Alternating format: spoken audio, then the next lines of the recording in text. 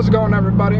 Hope you're having a great weekend. Welcome back to another vlog. Today we're doing another episode of Car Talk.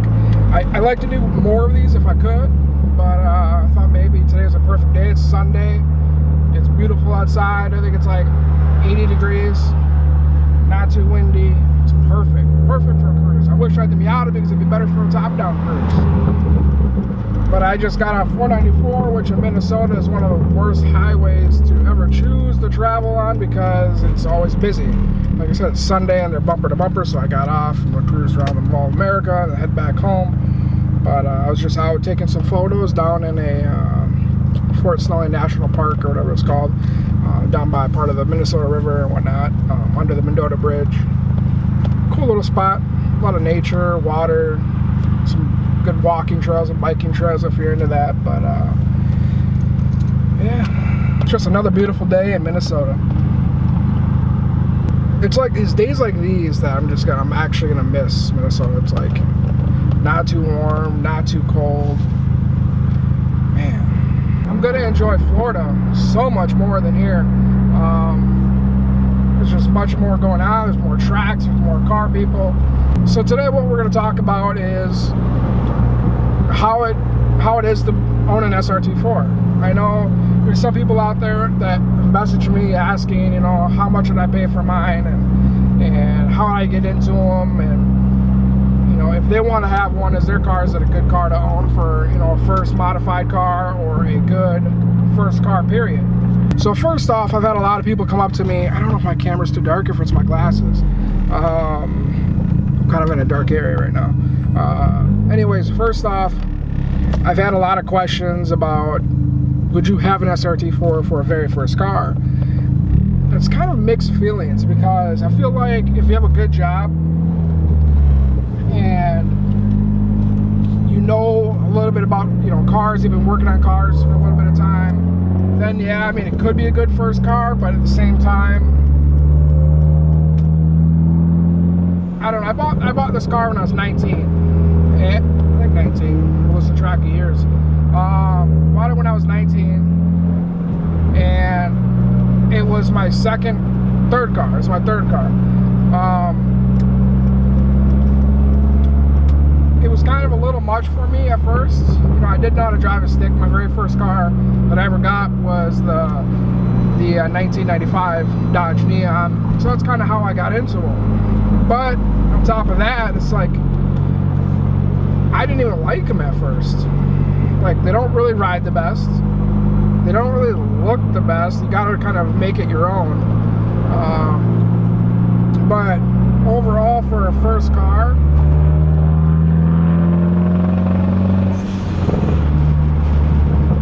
I would say so. I would say if you have enough money to kind of maintain the car and make it your own, then yeah, go ahead.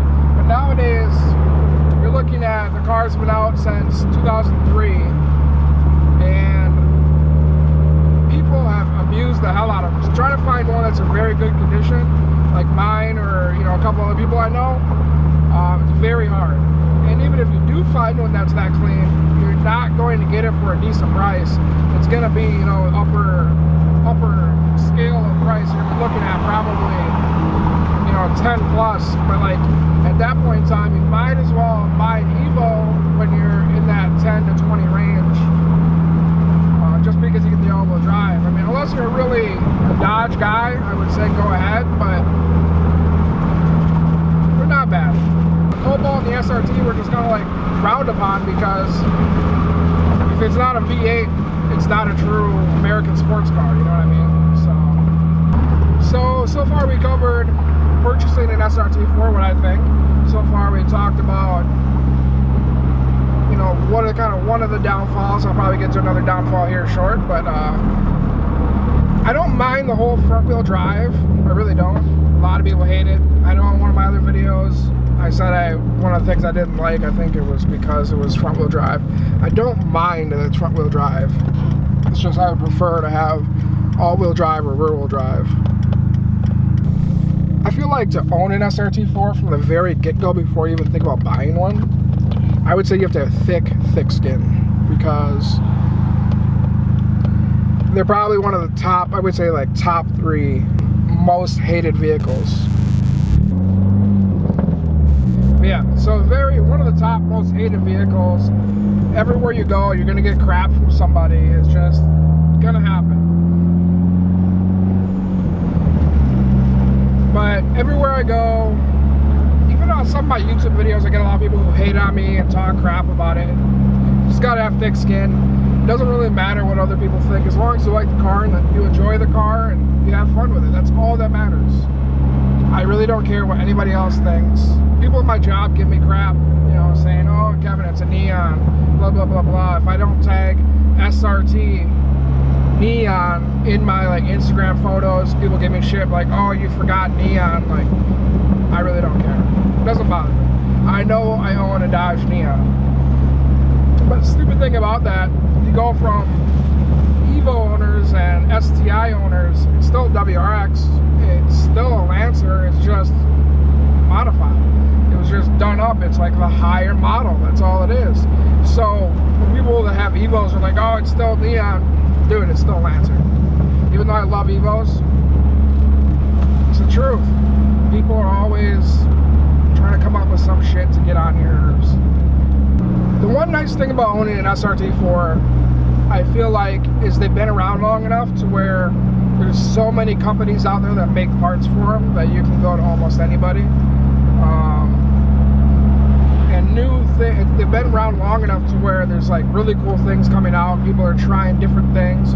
The cars are becoming a little bit cheaper, so people are willing to mess around with them a little bit more and go to that next level, that like crazier and higher next level. The one nice thing about this, they're very easy to modify, very easy to make power. If you just want a quick car that is easy to modify and easy to get some power out of, the SRT is definitely for you.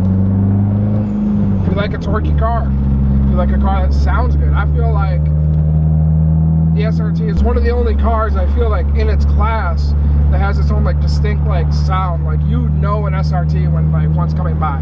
Like if you hear it from like a block away, you know it's an SRT. And a lot of people might think they sound like tractors, and that's another thing you kind of get over. But a little Miata, God, it makes me miss my Miata. But besides, you know, the community and the negativity of the people that come with the car, I really haven't had any major issues with mine. I never have like the transmission issue that everybody else has, where it grinds in the third, synchros go bad, stuff like that. The only issue that I've had multiple times was the cam position sensor. Those are notorious for going out on all of the the SRT motors, the 2.4 motors. So I think even in the PT Cruisers, but in mine, it went out like 3 times, and it didn't have any issues until I was starting to make a little bit more power. So I mean, all the years that I had a stock setup, for the most part, that was just like stage 1, I never had any issues. All the times in the track, it was just, since I've been making more power, that's kind of one of the things that I've had issues with. Other than that, the car's been amazing. It's been a great ride. It's been just a great car all around. I know today's not a long video or anything. I didn't really want to make a big video. I just wanted to explain, some of my experiences with my car and whatnot. Cover a couple small areas. Some of just questions I've been asked.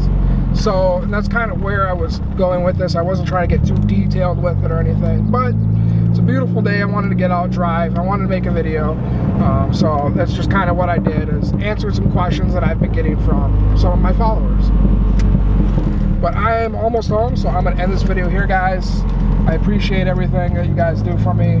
It's been great. I've been having a great time, but I'll catch you in the next one, guys. See you later. And don't forget to subscribe, please.